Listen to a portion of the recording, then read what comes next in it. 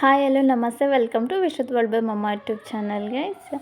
ಇದು ಹೊಸ್ದವ್ರ series vlog ಮಾಡ್ತಾಯಿದ್ದೀನಿ. So ನಾವು ಫ್ರೈಡೇ ಮಾರ್ನಿಂಗು ಹೋಗ್ತಾ ಇದ್ದೀರಿ ಹೊಸಕೋಟೆಗೆ, ನಮ್ಮೂರಿಗೆ ವೈಟ್ಫೀಲ್ಡಿಂದ ಹೋಗ್ತಾ ಇದ್ದೀರಿ.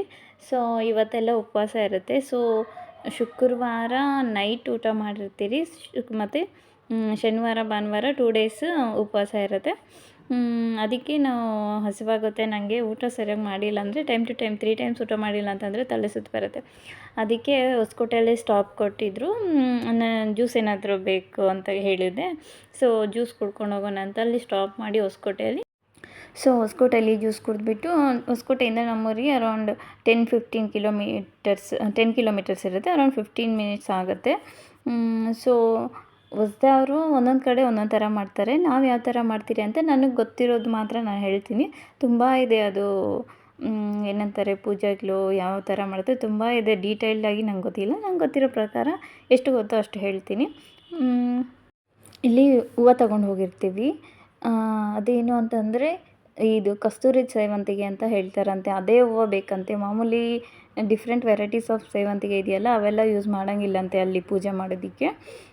ಮೇಯ್ನಲ್ಲಿ ಬಿಂದಿಗೆನ ಪೂಜಿಸ್ತಾರೆ ಮತ್ತು ತನಿಗೆನ ಪೂಜಿಸ್ತಾರಲ್ಲ. ಸೊ ಅದಕ್ಕೆ ಸುತ್ತಕ್ಕೆ ಮೇಯ್ನ್ ಅಲ್ಲಿಗೆ ಈ ಕಸ್ತೂರಿ ಸೇವಂತಿಗೆನೇ ಬೇಕು ಅಂತ ಹೇಳ್ತಾರೆ. ಸೊ ಅದು ಎಲ್ಲ ಕಡೆ ಸಿಗೋದಿಲ್ಲಂತೆ. ಮೊದಲು ಬರ್ತಾಯಿತ್ತಲ್ಲ ನಾಟಿ ಸೇವಂತಿಗೆ ಅಂತ, ಚಿಕ್ಕ ಚಿಕ್ಕ ಎಳೆಗಳು, ಒಂಚೂರು ಇವಾಗಿರೋ ಫ್ಲವರ್ಸ್ಗಿಂತ ಒಂಚೂರು ಚಿಕ್ಕ ಚಿಕ್ಕ ಸೈಜ್ ಇರುತ್ತೆ. ನಂಗೆ ಗೊತ್ತಿರೋ ಪ್ರಕಾರ ಅಷ್ಟೇ. ಫಸ್ಟ್ ಬರ್ತಾಯಿತ್ತು ನಾಟಿ ಥರ ಇರುತ್ತೆ. ಸೊ ಅದೇ ಹೂವು ಬೇಕು ಅಂತ ಹೇಳಿಬಿಟ್ಟು ಇಲ್ಲಿ ಬೇರೆ ಯಾರ ಕೈಯಲ್ಲೋ ತರಿಸಿ ಮತ್ತು ನಾವು ಅಲ್ಲಿಂದ ಪಿಕಪ್ ಮಾಡಿಕೊಂಡು ಎತ್ಕೊಂಡು ಹೋಗಿರ್ತೀವಿ. ಇಲ್ಲಿಂದ ಹೋಗಿದ ತಕ್ಷಣ ನಾನು ಹೂವು ಕಟ್ಬಿಟ್ಟು ಹೊಸ್ದವ್ರ ಮನೆಗೆ ಕಳಿಸ್ತೀನಿ. ಇದು ಮತ್ತು ನೈಟ್ ನಾವು ಪೂಜೆ ಮಾಡ್ತಾ ಇರೋದು. ಇಲ್ಲಿ ಪೂಜೆದೆಲ್ಲ ದೇವರೆಲ್ಲ ಇಟ್ಟಿರ್ತಾರೆ. ಸೊ ದೇವರೆಲ್ಲ ಫೋಟೋ ಹಾಕಬೇಡಿ ಅಂತಂದರು. ಸೊ ಅದಕ್ಕೆ ನಾನು ಒಂಚೂರು ಬ್ಲರ್ ಮಾಡಿ ಇಟ್ಟಿದ್ದೀನಿ. ಇಲ್ಲಿ ಪೂಜೆ ಮಾಡಿಬಿಟ್ಟು ಮತ್ತೆ ಅಲ್ಲಿ ಪ್ರಸಾದ ಕೊಡ್ತಾರೆ. ನೈಟು ಉಪ್ಪು ಖಾರ ಏನೂ ತಿನ್ನೋಂಗಿಲ್ಲ 2 ಡೇಸ್ ನಾವು. ಸೊ ಇದು ಶುಕ್ರವಾರದ್ದಲ್ವಾ, ಉಪವಾಸ ಅಂತಂದರೆ ಲೈಕ್ ಫುಲ್ ಡೇ ಉಪ್ಪು ಖಾರ ಏನೂ ತಿನ್ನೋಂಗಿಲ್ಲ. ಸ್ವೀಟ್ ತಿನ್ಬೋದು, ಅವಲಕ್ಕಿ, ಫ್ರೂಟ್ಸ್ ಆ ಥರ ತಿನ್ಬೋದು, ತೊಂದರೆ ಏನಿಲ್ಲ. ನಾನು ಮದುವೆ ಆಗಿ ಬಂದ ಸ್ಟಾರ್ಟಿಂಗಲ್ಲಿ ಈ ಥರ ಎಲ್ಲ ಉಪವಾಸ ಇರಬೇಕು 2 ಡೇಸು ಅಂತ ಹೇಳಿದಾಗ ಉಪ್ಪು ಖಾರ ತಿನ್ಕೂಡ್ದು ಅಂತ, ಓ ಮೈ ಗಾಡ್ ನನ್ನ ಕೈಲಿ ಆಗುತ್ತಾ, ನಾನು ಮಾಡ್ತೀನ ಅಂತ ಅಂದ್ಕೊಂಡಿದ್ದೆ. ಬಟ್ ನಾವು ತುಂಬ ಖುಷಿಯಾಗಿ ಮಾಡ್ತೀನಿ. ತುಂಬ ಹ್ಯಾಪಿ ಫೀಲ್ ಬರುತ್ತೆ ಈ ಪೂಜೆ ಮಾಡಿಕೊಂಡು ಹೋದ್ಮೇಲೆ ಅಂತೂ. ಊರಲ್ಲಿ ಎಲ್ಲ ಜನ ಬರ್ತಾರೆ, ಎಲ್ಲ ಭಕ್ತಿ ಶ್ರದ್ಧೆಯಿಂದ ಮಾಡ್ತಾರೆ.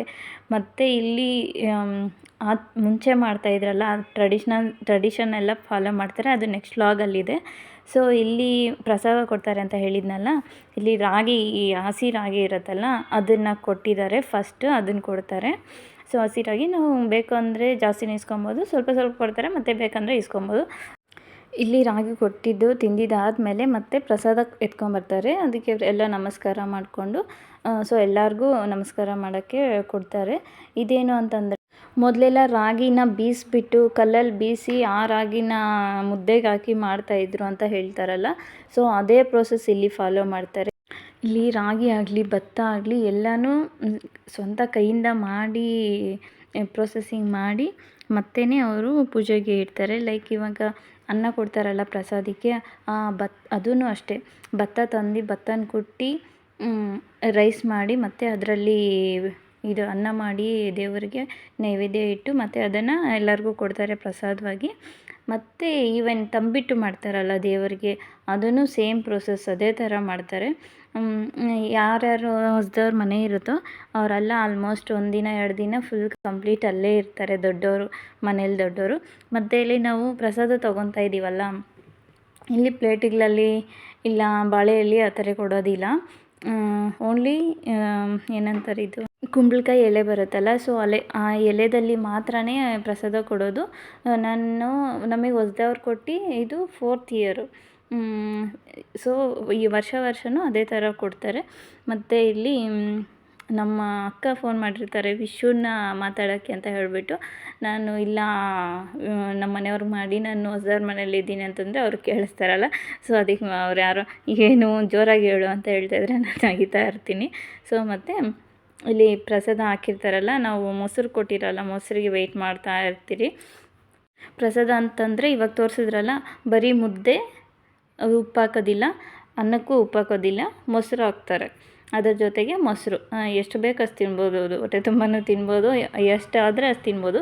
ಬಟ್ ನನಗಂತೂ ಹಿಟ್ಟು ತಿನ್ನೋದಕ್ಕೆ ಸ್ವಲ್ಪ ಕಷ್ಟ ಆಗುತ್ತೆ. ಯಾಕಂತಂದರೆ ನಮ್ಮ ಕಡೆ ಎಲ್ಲ ನಾವು ಮನೆಯಲ್ಲಿ ನಾರ್ಮಲಾಗಿ ಅಕ್ಕಿ ಹಾಕಿ ಮುದ್ದೆ ಮಾಡ್ತೀರಿ, ಬರೀ ಹಿಟ್ಟು ಮಾತ್ರ ಹಾಕಿ ನಾವು ಮುದ್ದೆ ಮಾಡೋದಿಲ್ಲ. ಸೊ ಅದು ಸ್ವಲ್ಪ ಕಷ್ಟ ಆಗುತ್ತೆ ತಿನ್ನೋಕ್ಕೆ. ಸೊ ಆದ್ರೂ ಪ್ರಸಾದ ಅಲ್ವಾ, ಸೊ ಅದು ಎಷ್ಟು ಕೊಡ್ತಾರೋ ಅಷ್ಟು ಪ್ರಸಾದನ ತಿನ್ನಲೇಬೇಕು.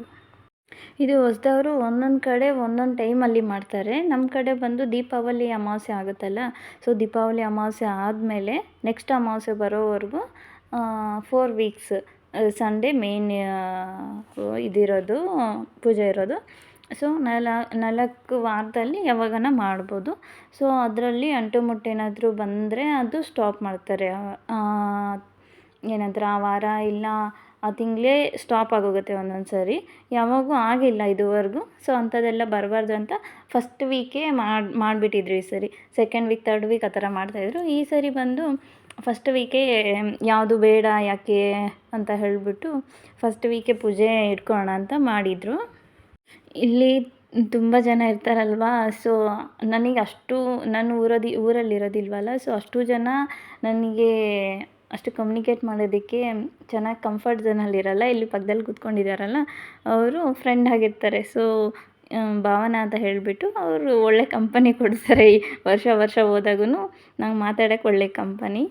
ಸೊ ಇದಾಗಿತ್ತು ಇವತ್ತು ಹೊಸದವ್ರ first vlog. Thank you for watching. If you like the video, please like, share and subscribe and wait for the day to log.